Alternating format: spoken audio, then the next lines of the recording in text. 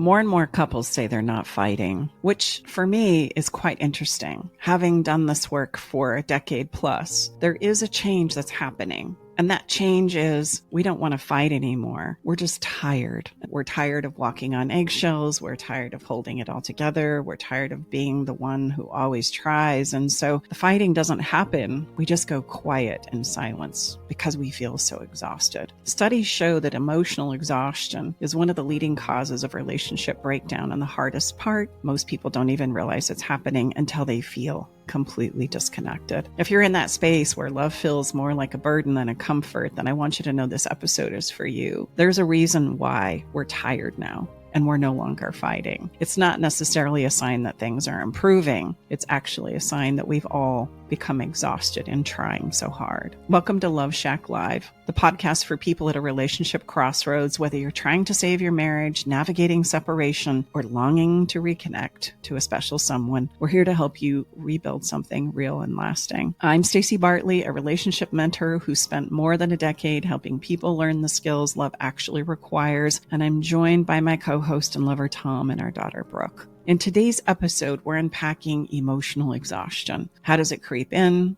Why is it so hard to talk about? And how do you protect your energy, your emotional energy, without abandoning yourself or your relationship? We'll share the signs, the science, and the simple boundary setting skills that could shift everything for you. So let's get into it.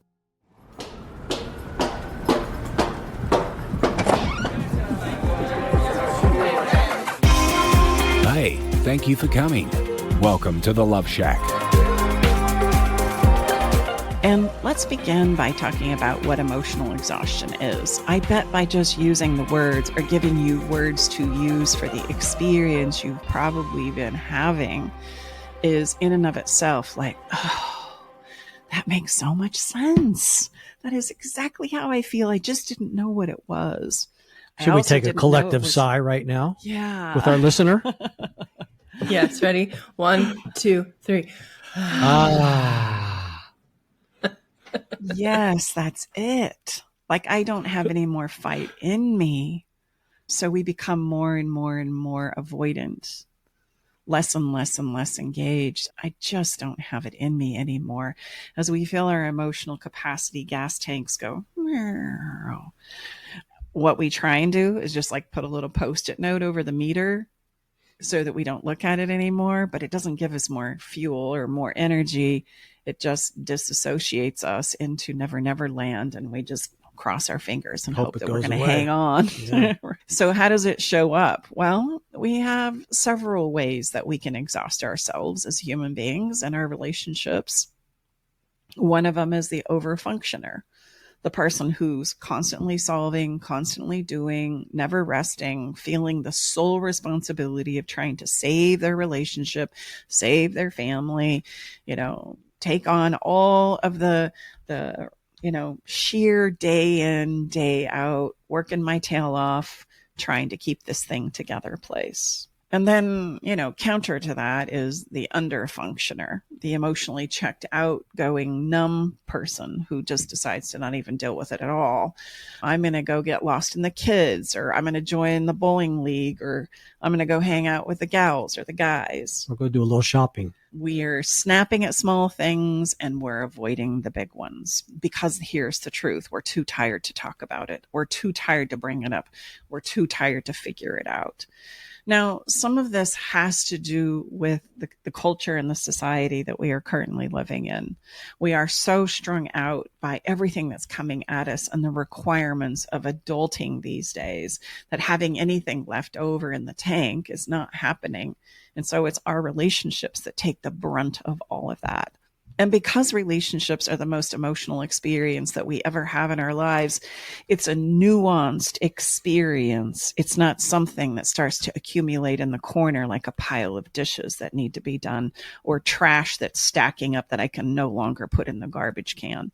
To be honest, I wish it was, because I feel like we would give it more time and attention than we do by avoiding it or trying to overfunction and problem solve something that we really don't understand in the nuance of it all.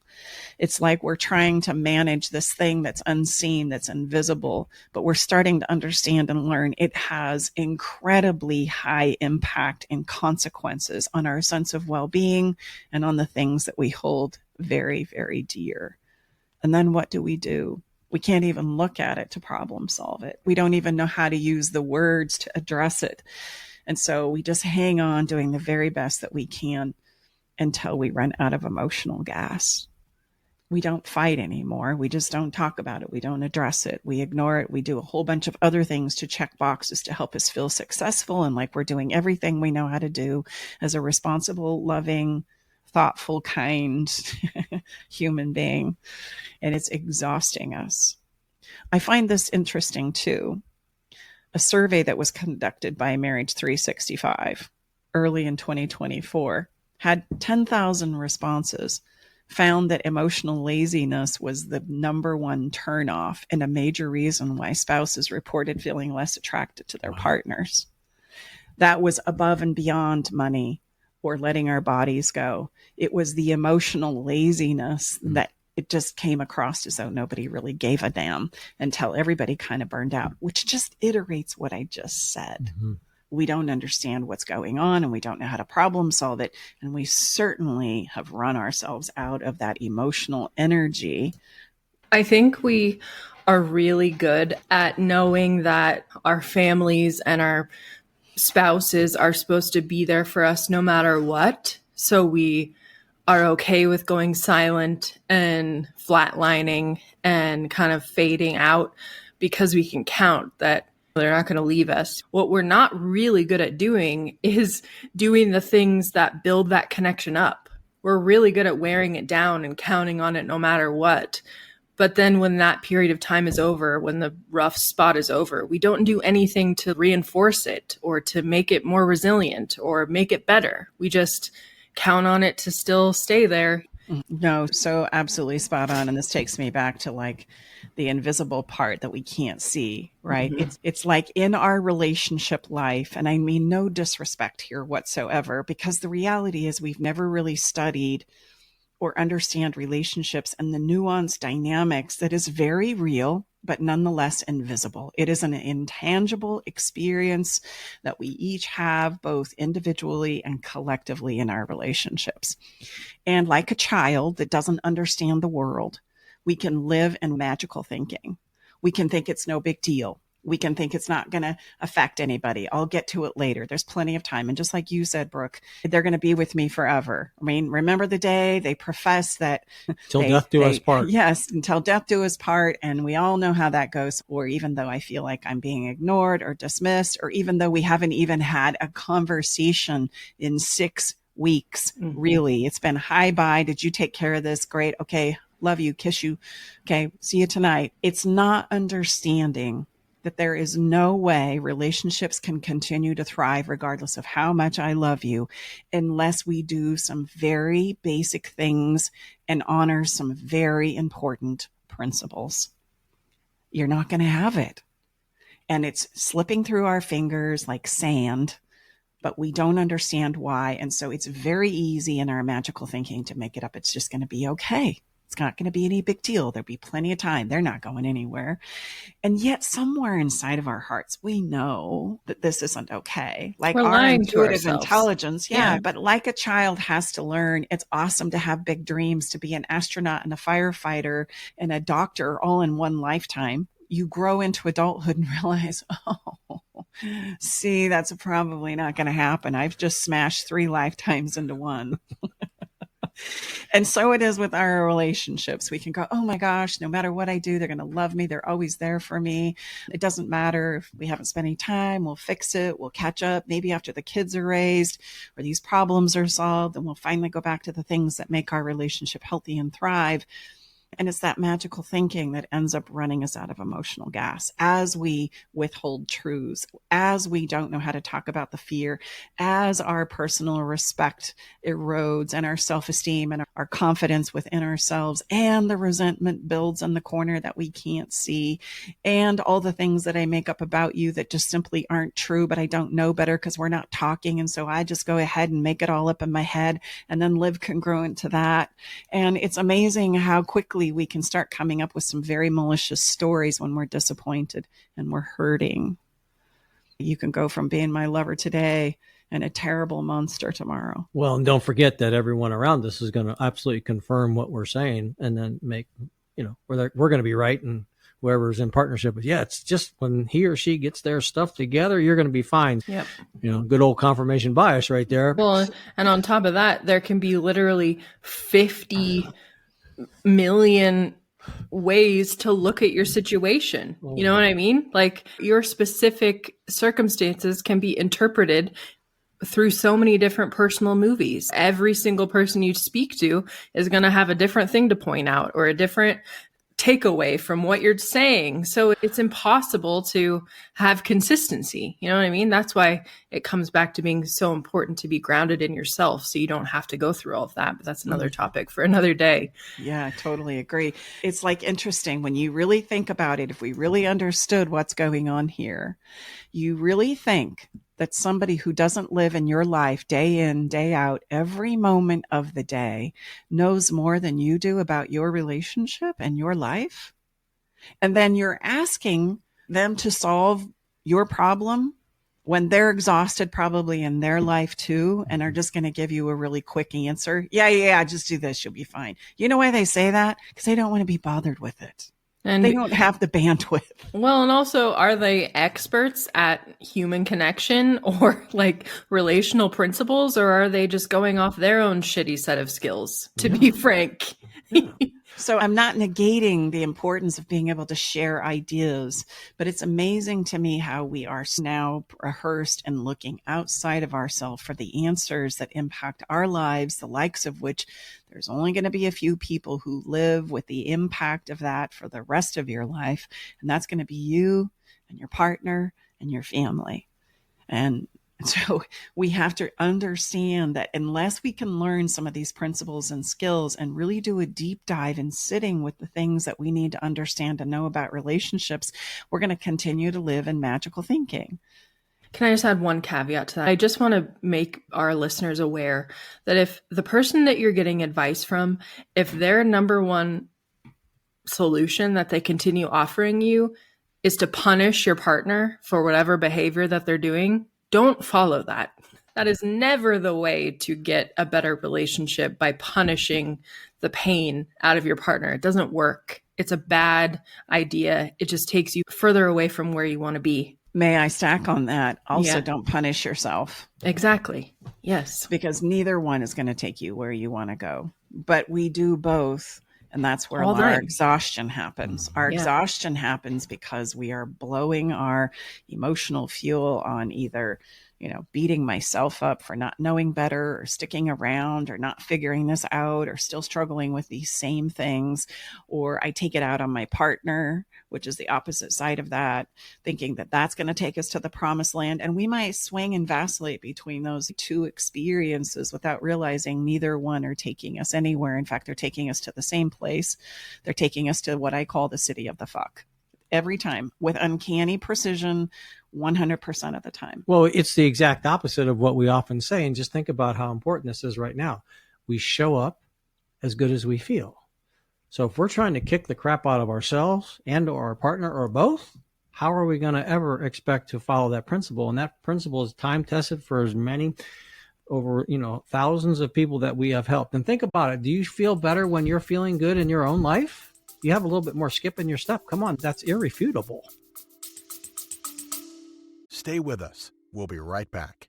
Navigating the silent, complex moments of separation or your partner's need for space can feel like walking through a maze without a map. If this sounds familiar, know that you are not alone. This journey, filled with uncertainties and introspection, requires a gentle, understanding guide. Hey, I'm Brooke from Love Shack Live. We see you, and more importantly, we get it. That's why we created the Separation Support Bundle. A collection of resources designed to not just guide you through separation, but to offer comfort and clarity during these times. Our separation guide offers insights and support to help make sense of your emotions and the process of separation. And for those moments when words escape you, our guide on 10 texts to send when navigating space provides thoughtful prompts to help communicate with compassion. Plus, a soothing separation meditation to help ease the overwhelming moments. Because sometimes all we need is a starting point or a way to start feeling okay again. Remember, you don't have to journey through these complexities of separation alone. Our separation support bundle is here to accompany you, guiding you towards healing, understanding, and most importantly, the renewed sense of self.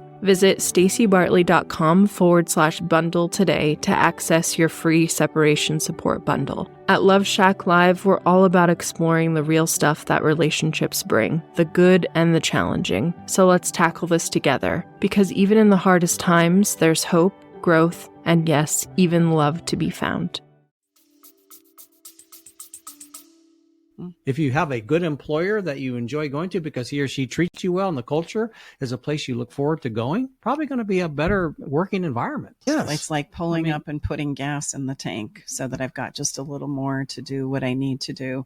And now you can start to understand why we have a whole host of coping skills. There's something about that coping skill that refuels me enough to just get through the next day. At least a hit. It's survival mode. Yeah, exactly. And if I don't believe in my psyche that I can get from day 1 to the next hour to day 2, well, then I'm going to do anything I need to do in order to help me get there.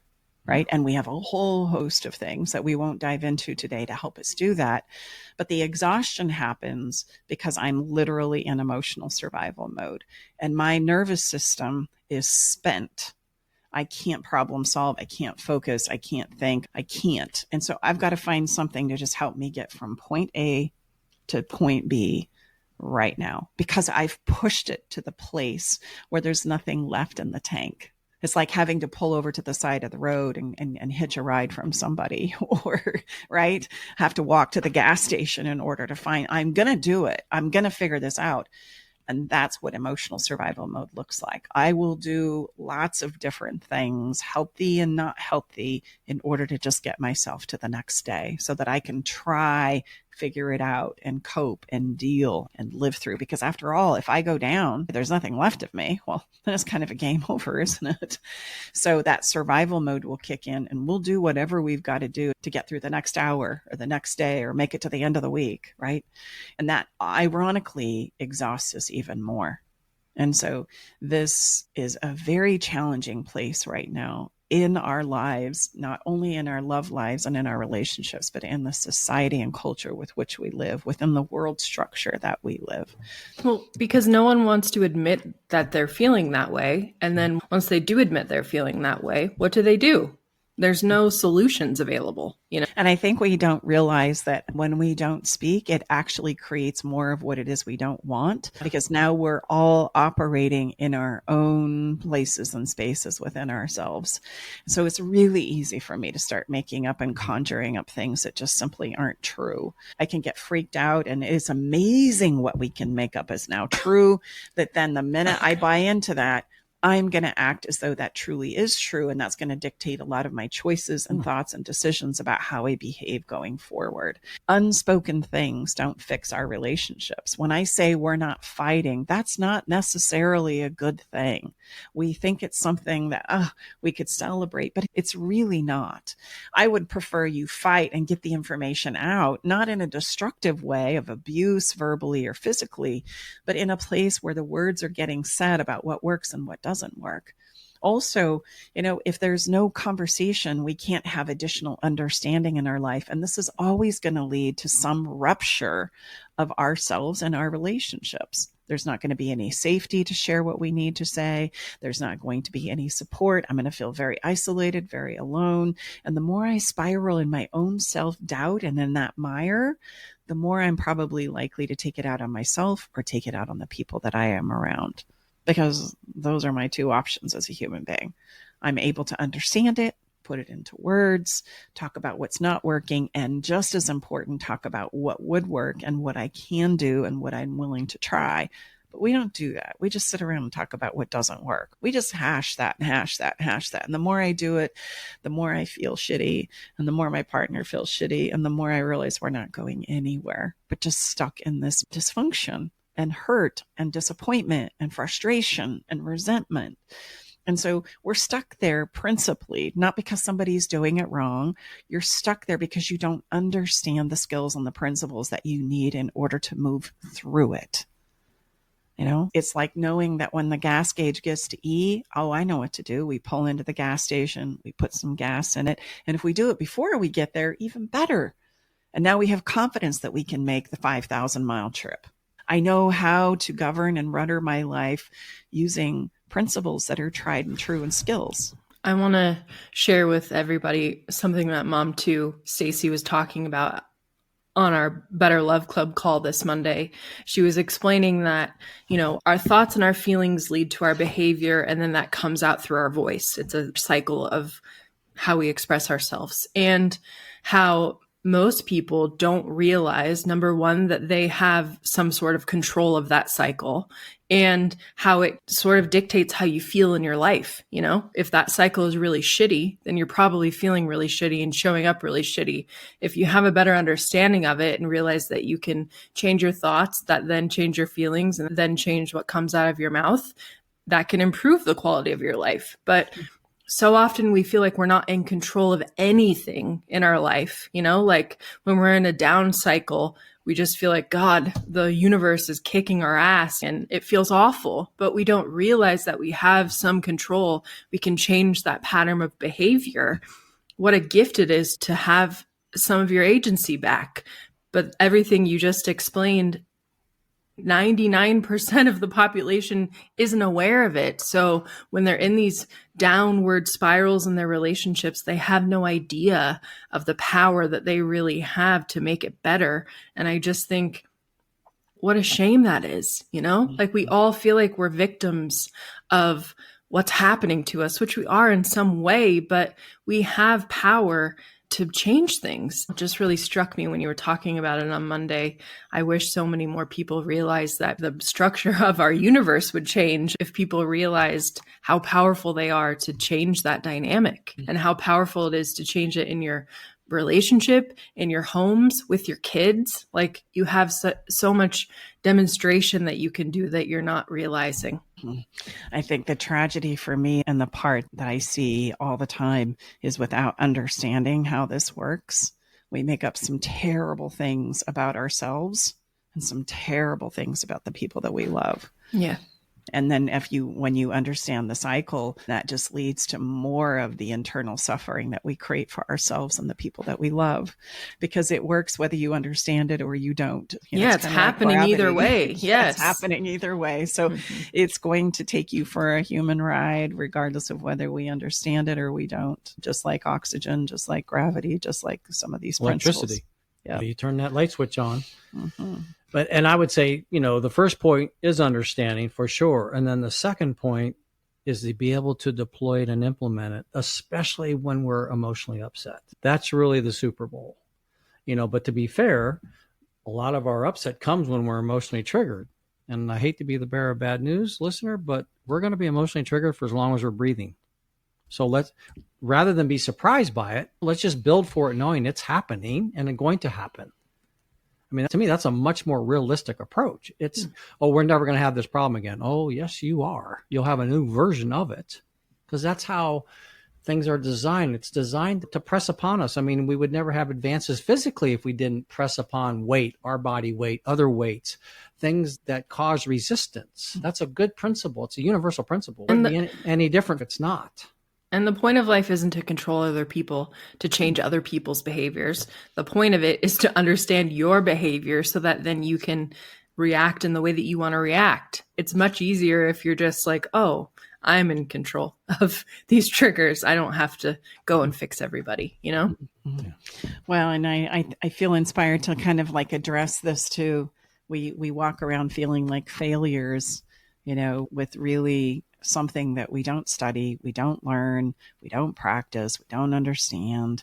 It's not your fault. We just never were taught about it. And so when we don't understand, we go, well, I guess I was a failure, or I guess I'm not meant to be in love, or I guess I suck at this, or my picker's broken, or all the silly little things that we say. And I just want you to know there's no such thing as failing in a relationship. Like, it doesn't exist. It doesn't go the way you want. We at it, which is just, in my humble opinion, the expression that I don't really understand what I'm doing, and I don't understand how to do it. I don't know. And so I keep trying these things. And when I do, as a human being, I'm probably swinging from one extreme to the other. I'm either all in or I'm all out. You hear it all the time. Oh, I want love so much. It's going to be so great when I find my special person. And then it's like, oh, hell no, I'm not going to fall in love again. Those are two extremes in the relationship journey that tell me the frustration is neither one is going to fix your dilemma, because each their pros and cons. The problem is you don't understand how to navigate it. It would be like, I'm going to buy a car and I don't realize I got to put gas in it. And then when it fails and clunks out on the side of the road, I'll never own a car again. I'll only walk. Well, yeah. Like, if you really think about it, being married or being in a relationship or living with your partner, it's the hardest thing that we're ever asked to do as humans, but we've prepared zero for it. Like, there's no universal teachings that we all learn, just like adding numbers or subtracting. Like, we all learn that, but we don't learn the skills that you need to be in cohabitation with another human. But then they just say, go do it. And you're just supposed to, and it's supposed to go well. And then for women, especially, we get made fun of if we have a lot of partners, you know, but that's how you learn. You learn by having relationships. So I would venture to say the people who have more partners have learned more lessons. Like, they've tried to figure it out more times. And the people who, I guess, stayed with their first partner, they got lucky, or they figured out how to make it work. Like, it has nothing to do with being a genius at love. It has everything to do with being willing to try. Like, you have to be with someone and be in a relationship to gain the skills that you need to make love work. You don't just have them. You have to create them. You have to learn them. Definitely a participatory process. We have it so wrong that some people are good at love and some people aren't. No, you just haven't learned the skills. Yeah, I guess it just isn't meant for me. Yeah. Like, how many people have that belief in them right now? It is a challenging thing. I've got to understand my own landscape and how that works. And then we step in and think that somebody's going to correct this or right the ship for me. We do take a magical carpet ride on the front side, right, where all my hopes and dreams come alive again. And I feel that surge of all the potential rushing back inside of me, only to find myself in the same challenging places where also what's going to follow is all of my fear and insecurity is going to show up. And the more I care, the worse it is. So then we go, oh, just don't care. You know, if you don't want to lose power and control in your relationship, you make sure you're the one that doesn't care. And you're like, okay, well, okay, I love the logical thought, but okay, if we go down that pathway, guess what's going to happen? You don't care about your partner. They're not going to stick around. You might have power, but you're going to have power on your own, all by yourself. Well, you know, and also I was just, as you were saying that, Brooke, I mean, here's the thing. Let's say, you know, you come together with your special someone. Think about that, you know, in the beginning. So there's probably a lot of intention or whatever, but here's the thing. How much of that have you continued? Because life is not stagnant. My gosh, it changes so fast and fluent and dynamic. So that same investment that you put in the beginning, I think as Tony Robbins says, if we did what we did in the beginning, there would be no end. That's probably pretty fair. So No, I'm good now. I found my special someone. We're going to knock it out of the park. Well, maybe, but do you understand what's coming at you for the next 10, 15, 20, 30, whatever amount of years or months? You have no idea. Even Staci and I, in the 15 years we've been together, the amount of stuff that's come at us, number one, just as well I didn't know, number one. And number two, I mean, we have the blessing to do this as a body of work, but you couldn't have even dreamt up some of the things that have happened. Like the best writer from Hollywood, they wouldn't have been able to nail it. Like in everybody's life. There's a powerful motivation because we've chosen this as our work. But to me, that's like a really good challenge because, you know, hopefully if you ever met me on the street or wherever, you realize that we are the three of us who we are. But it's because it's the most important thing in our lives. Now, you may not want that, but to whatever degree, you just have to understand, especially now, none of us living, except for the very, very oldest, have ever lived through a time like this. The amount of change in every place in our life. And you don't think that's going to stress, number one, the relationship with yourself, and then number two, with your special someone. It's going to require more skill than ever right now. Well, and I want to speak a little bit to that logic idea, you know, because it so relates to how it is we run out of emotional gas. That wonderful idea that if you just did what you did in the beginning, there wouldn't be an end. And I love that saying, by the way, but we never talk about why we don't. Yes, good point. What the heck happens? We all understand and wrap our head around. We put so much effort and intention when we're first coming together. But what we often don't realize and understand is how much of it really isn't true for me. I am playing a role that I think you want from me and you want me. And we're both really kind of selling each other a sales job. We're putting so much thought and effort into becoming or essentially showcasing who I want you to believe that I am.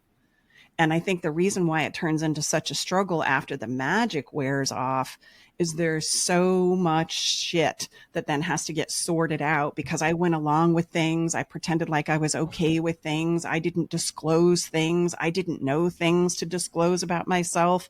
And so there's this moment when all the fear comes up and the gig is up. And it's not disingenuous. I mean, we really believe that we've got to put our best foot forward and put on our best clothes and our best behavior and use the proper words. Well, do you realize if I set it up like that, in order for that to be the life that we live, I've got to be able to sustain that for the long haul? And we can't. We run out of emotional gas. Number two, we don't have any skills to navigate what's coming at us when the shit starts to hit the fan. And also it takes up all your time. Like you have no time for anything else except your relationship. So it's when all the fear and insecurity comes up and we've moved in and I realize you like the toilet paper off the back of the roll and I can't stand that. And the way you load the dishwasher drives me crazy. And you start scratching your crotch and doing a big fart. And I'm thinking, oh my God, who is this person? This is real life. I don't have the skills and the ability and the understanding to even regulate myself. So you know what I'm going to reach for as a human being? I'm going to start trying to control you. I'm going to start telling you what you can and can't do and what you can say and not say, you know, because I'm right. I'm the one that has the proper etiquette on toilet paper and who and when should fart and how it should sound and, you know, all the things. And so then we fight and we get into these cycles of fighting because the reality is I'm trying to control and manage you because I don't know how to control and manage myself. I don't understand myself enough to do it. And you're doing the same thing, which I say this often, but my favorite quote that makes so much sense, more so than if you did what you did in the beginning, there wouldn't be an end. Yeah, that would be true. But here's the problem. We can't sustain that because we really don't understand ourselves long enough to do it. And we don't have any damn skills to help us navigate when the shit does come up. So share the quote. We're strangers to ourselves. Most of us are strangers to ourselves, asking others who are strangers to themselves to love us. And we expect this to go well in a space and a place where the stuff that we're dealing with is emotional. It is invisible. So there is no physical evidence that we can point to that this is not working for me, not working for you. And heaven forbid, we can't see the great impact that's happening in our relationships as we do the shit that we're doing. And so then we step into our magical thinking and make it up that it's just no big deal, or you should just get over it, or you should just be able to let it go. And little by little, we run out of gas and we destroy the very thing that we were excited about in the beginning. So there are some important things here that I hope you're taking from the conversation. Running out of emotional gas doesn't mean you failed, doesn't mean you're malicious or awful or broken, or your partner too. It means we don't know what to do instead of what's not working. We don't understand how to navigate ourselves through those very common and challenging places and spaces that exist in all relationships across and around the planet. So I would ask for you to take another big sigh and big deep breath, like, there's answers, there's skills, there's principles that would make it so much easier for you to drive that car 5,000 miles instead of pulling over, getting pissed off about it, and deciding you're going to walk instead. You won't make it. You just won't make it. Just think about how it's gone in your life and how these things have played out and what it is you wish you could know that you simply just don't, that you know somewhere inside of you would make all the difference. Like, think about not just what's working, but what would help it work going forward. What is that?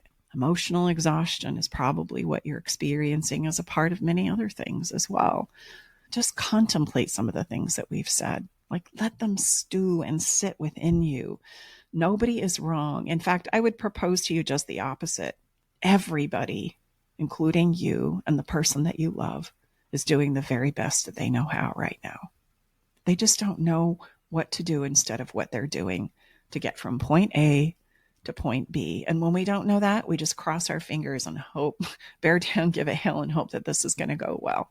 That's what we all do when we don't know what else to do, right? It's going to pass. It's going to be okay. Yes, that may be true, but boy, could you double down and really educate yourself and practice and implement some things that would really make a lot of difference. Essentially, pull up to the gas pump and understand how to unscrew the gas lid and put the hose in there and pull the handle. That'd sure be helpful, wouldn't it? I just think it goes back to what I said at the beginning of the show. We're so good at depending on our relationships to be there for us no matter what. But we are so bad at pulling up to the gas tank and giving ourselves some more fuel, giving our partners more fuel. How great would it be if our relationship was like a string and you could see when it was about to break because it's become so thin? Oh, yes. Or I've even thought about the idea where we have a light on our forehead, and when I am a hot shit show, it goes off, letting everybody know, like, give her some time and space, like, or okay, this is having great impact. Maybe it has different colors that start to flash when I'm feeling unsupported or unloved, or what I've just done has really hurt my partner and it flashes green or something, like, so that we didn't make it up so much, and we had some concrete physical, tangible evidence of what was happening here. It gets so egregious because it's invisible, not because we're disingenuous, though. We really do want our relationships to go well. I would say that's the one place in our lives where that's really where our hearts go when we want it to go really, really well. While I'm trying to manage me and understand you, and I don't understand me, so how the hell do I have the bandwidth to understand you? I don't. There's just so many components that start to stack against us simply because we haven't really studied it as much as learning how to bake a good old-fashioned casserole or something. Well, and I really do. I know this is redundant, but I really think, too, we don't give a lot of consideration to how much change is going to happen when we step into this. And so it's probably, what got you there is not going to, get you to the next level. That's a very common business framework and understanding. So again, why would it be any different? And I wouldn't even say it's arguable. Let's just be honest. Stepping in and bringing our life together with another human is going to be the most challenging undertaking any of us will step into. Maybe. You hang on to that there, big guy. Be careful what you ask for. I just still think it's so interesting. I don't know. I guess I just realized this, but we are asked to do this. Like, it's in all of our plans from being a little child to get married and have children and have a house and live with and how does everybody live? How does it go? Happily ever after. Everybody I've ever asked that question to on all my calls from around the world can always answer that. And I always say, like Fred, and how are we supposed to go? They live how? Oh, Tom, happily ever after. But how many hours have you spent studying how to do it? Most people would say 0. Yeah. Maybe So I then why? did a little something when we got married 23 years ago. Well, Yeah. there you go. I mean, so, It's just mind blowing. It's a scam. We've all been sold a lie. It's really frustrating that we all are expected to do this one thing, yet none of us have ever learned how to do it. Mm-hmm. That doesn't make any sense. And sadly, it's a great something's Santa Claus wrong story. with us, like Staci said, or our partner. Yes, Well, and maybe, then we but think we are the failures and we're just Exactly. bad. well, you need some more damn skills. Like Just- it's so mind blowing to me because most people don't even know how to regulate their emotions. They don't even know how to understand their emotions. What that express means. their emotions. Yes. What are we even talking about? And that is essential if you want to have a shred of a good relationship. Yes. Yes. So as we wrap up this episode, I want you to consider a few things. Emotional exhaustion isn't failure. It's a signal that I need to refuel. How do we refuel? Let's just take a few minutes here before we close out the show to help you understand as human beings some common ways that we refuel. We've talked about some common things that, basically run us out of gas. So let's talk about how to refuel, pull up to that gas pump, essentially. These are places and spaces where play, for no reason whatsoever, just the enjoyment, the opportunity to engage in it refuels us. I think so many adults don't know what you're saying when you say play. know. They think kids play. So how do adults play? Oh, well, they would say we go out and get drunk and shoot some pool. But play could be going for a walk. We can go from the most responsible as an adult to the silliest. Let's just kind of do it on a sliding scale. Being out in nature would be play. Taking your bicycle out would be play. Getting on a paddleboard or going for a hike would be play. Playing in the grass, rolling around on the grass would be the silly part on the other extreme, right? Getting dirty, having a mud fight. Gardening, you put your hands in the dirt. Put your hands Dancing. in the dirt. Dancing. Singing, music, listening to music, something funny is a great form of play. Hanging upside down and having a conversation with somebody is silly, and it makes you laugh, and it makes you let go of all of this pressure. It gives us something. And what's interesting is we don't need a lot of these. We get a lot of mileage out of a little bit of fuel. Like we can go a really long time on a little teeny tiny bit of fuel, but we can't go forever on no fuel. If you were to take literally 30 minutes a week and just play, just for the sheer pleasure of doing whatever that is. Maybe it's sitting down and drawing a picture or allowing yourself to sing or dance, as Brooke suggested. Any little thing that you want to do just for pleasure, it's amazing how much mileage you're going to get out of that. I just want to remind you that the worse we're doing in our relationships, the less likely we are to play. For some reason, we have made it up that if we are struggling in our relationship, we are not allowed to do anything fun or laugh or have any joy in our life until it's all figured out. And I hope you have seen throughout this episode that couldn't be further from the truth. In order to figure it all out, you have to have the fun and the joy in the play because it's going to help you get to the finish line. Otherwise, you're not going to survive. Mm-hmm. If you hear in your relationship conversations, you say it yourself or your partner is saying it to you, can we just go have some fun and stop trying to solve the problems in our relationship? That is a high sign that somewhere in the intelligence that you're saying, we're not going to make it if we don't go and have some fun. That doesn't mean I don't want to solve the problems in our relationship. It just means we need to put them on the shelf for a minute, go refuel, and then we'll have what we need to come back and figure them out. Those are the words that are commonly put to I'm running out of emotional gas. And if we don't go find a place to play and be silly and laugh and remember that I really do enjoy you and some other places and spaces, we're not going to make it. I don't say it like that, but that's what I'm trying to say in my lack of expression and understanding about what's really going on. And you might be saying, because when we bring this up and we do all the time, people say, oh, Tom, Staci, and Brooke, you don't understand where I'm at. Yes, we do. That's why we're so impassioned and why it may seem so counterintuitive for you to not shut us off and turn off the podcast right now, because with great love and respect, this is precisely what you need, because it's the fastest way for that dopamine hit in a way that's going to give you that pop and probably your special someone as well. And it is, yes, it's very counterintuitive. We got to get this shit figured out before we have some play. I mean, Staci's been working on this for 15 years and she's right. Like, no, honey, we can't do that right now. Well, why not? I mean, could we have some champagne at 11 o'clock in the morning? But how often do we bang heads a little bit and both of us stop and look at each other and go, we need to go have some fun. Yeah. We got to run away. Yeah. So the more agitated we get, we got to go play. And it's amazing how quickly you can reset. It's been proven scientifically. This is not what we say. All the data suggests that. It's very counterintuitive. We're in the throes of upset, but it really is a sign like, oh man, we got to break this cycle. And that's the fastest way to do it. And that's why Staci, Brooke and I, we've talked about this. Why does she have Follow the Fun in every single episode? Brooke and I, Mom, babe, we don't need, yes, we do need it. We're going to continue it. Me and Dad have been the fun police, but I can finally say we've been converted, because I bet you $1 million Mom too did not expect me to say what I just said in this podcast episode. That's true. That's so true. You were the one that kind of brought the play up. Yeah. So yay. It's hard because we're hurting and we think, oh, I can't switch gears right now. Yeah. I can't go there right now. Yes, you can, and you need to. It is the difference between being able to make the long journey and not. I need fuel. I need to be able to just go and remember and take the pressure off for a minute and stop trying to solve the problems that we're kind of at loggerheads about. Let's go remember some other things about my relationship, because otherwise we're stuck in this all or nothing kind of place.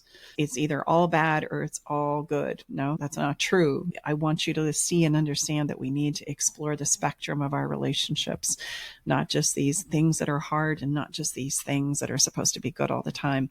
It's going to be an ebb and flow of both.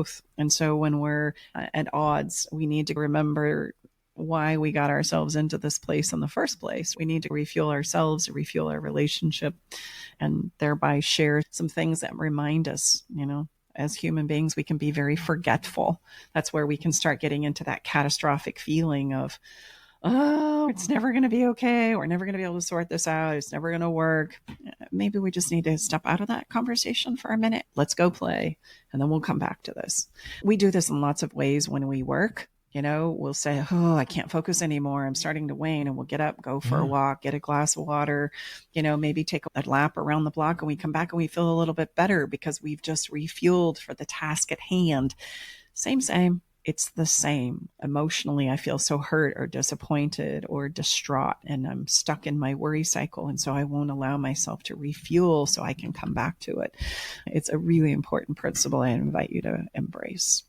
Let's talk here for a minute. If you're in a place of saving your marriage, I can guarantee you the best thing that you could do is give yourself some time to refuel and play and take the pressure off yourself and your partner, and remind yourself that everybody is doing the very best that they know how. That would be your very best next step. And space and separation, right? If we give ourselves the time to understand some of these skills and principles, one person has the ability to change the entire dynamic that's happening in your relationship. And after all, like I said, if I don't understand and know me, what am I bringing to the relationship to co-create with anyway? Very often we take this space and then I long for you, I miss you, and then we get back together. We just find ourselves in the same very difficult, painful, distraught place because what's not changed is the understanding, the skills, and the adherence to some of the basic principles that we need to understand about relationships. So in this place of space and separation, please, please, please give yourself time to explore those things so that you have what you need to step back in and truly go in a different direction. And dating, well, here's the deal. If you do what you do in the beginning, there'd never be an end. But do you know what to do in the beginning so there won't be an end? Because I'm going to guarantee you, if you're just trying to put on a good show with a slick profile and slick marketing campaigns, it's not going to be sustainable. Even though it's an invisible experience, the truth as you feel and know it is all going to come out soon. So let's just begin with that in mind.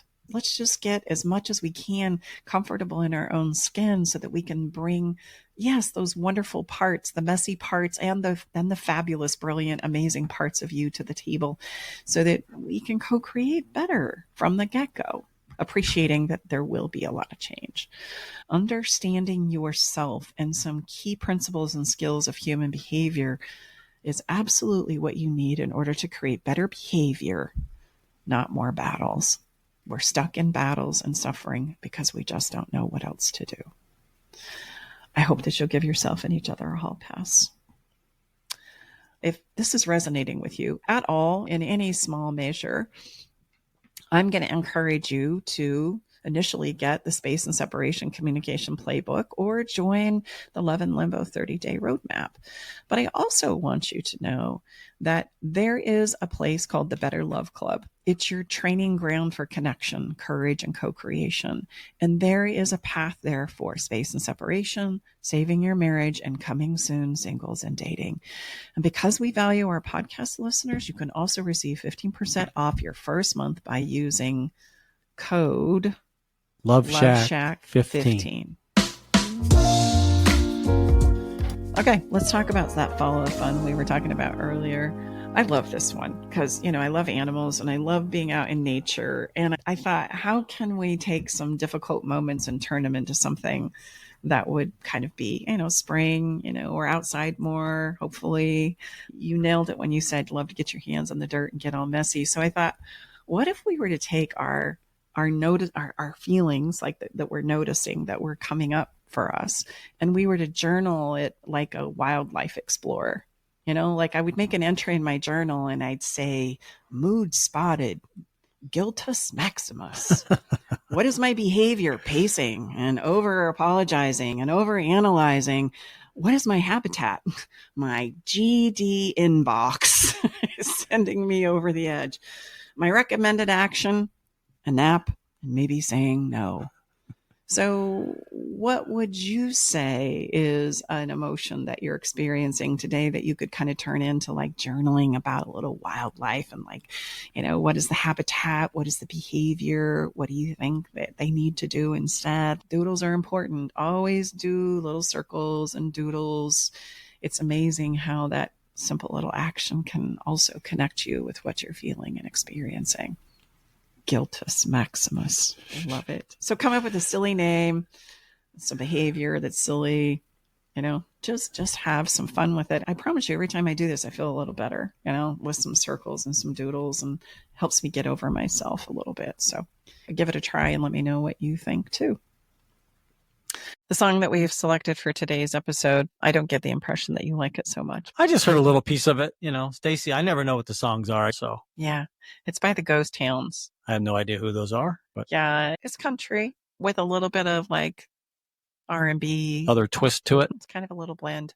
But the lyrics spoke to you. They really did, especially for this particular episode, because he has a song that's titled Before You Leave. And he says, maybe it's my fault, maybe it's yours, but I bet we can agree love is just not enough. So let's set it free. Love is a great place to begin, but it often can't take us to the promised land as much as we like to believe that idea. That's a little bit of magical thinking. All it takes is love. Then we're going to, but yeah, no, it's a good start. Yeah, it really is a good start. We want to start there, but then we need to add some things to it. So you can check that song out on our Spotify playlist at Love Shack Live playlist, or you can go to our website and you can listen to this week's song along with our entire relationship playlist. All right. Thank you so much for being here with us. We so look forward to connecting with our listeners each and every week. And if today has resonated with you, we ask that you share it, as we would love to help and support more people who are in this place and space of making up some tragic things within themselves. And others. Just because we like to give credit where credit is due, that quote that Staci shared and loves to share is from the wonderful Leah Biscaglia, who's passed on now, but a man who truly was ahead of his time, and we're a huge fan of his body of work. He was a professor at USC and just an incredible man. So ease up, give yourself a hall pass, realize everybody's doing the very best that they know how.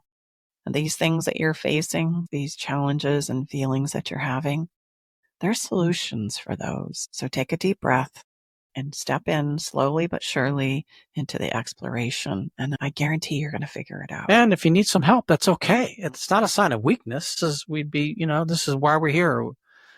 Step in. I'm sure we can assist you in some way, shape, or form. Meet you right where you're at. Goodbye for now. Thanks for being with us. Bye-bye.